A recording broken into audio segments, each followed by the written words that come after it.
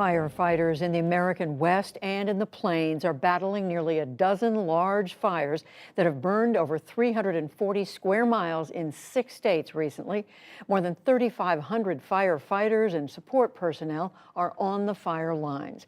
Stephanie Sy has a report on the particular challenges that the fires are now posing in Arizona, New Mexico, and Nebraska.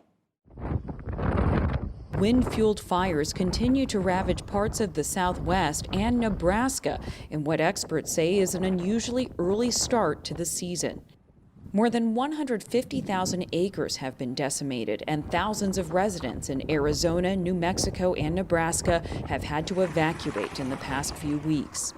In New Mexico, 20 wildfires continue to burn, fueled by prolonged and severe drought. The Calf Canyon fire northeast of Santa Fe has charred more than 200 homes. Governor Michelle Lujan Grisham of New Mexico has issued a state of emergency. There is no reason for us to lose anyone because they made a decision to stay even in a mandatory evacuation order. Please leave. We want you to be safe. This is a state that cares about you. Winds are picking up again today. Fire evacuees are becoming weary. The main problem that you have, which is permanent shelter, they don't have that. Where are they going to stay? They can't stay here forever. I can't stay here forever.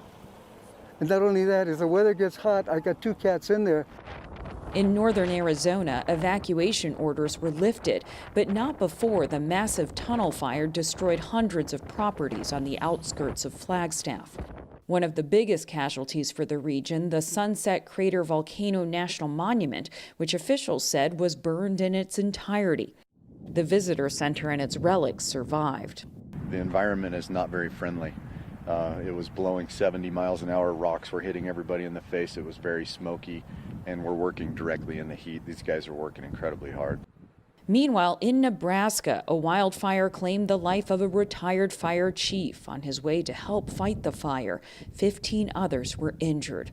The blaze near the border with Kansas has mostly consumed prairie and farmland. Ranchers have reported losing hundreds of livestock. These are some of the same guys that have donated in the past to go to the other fire relief deals. They're now the victims. So you see someone who's been wiped out. I have friends that lost their ranch and all of their feed.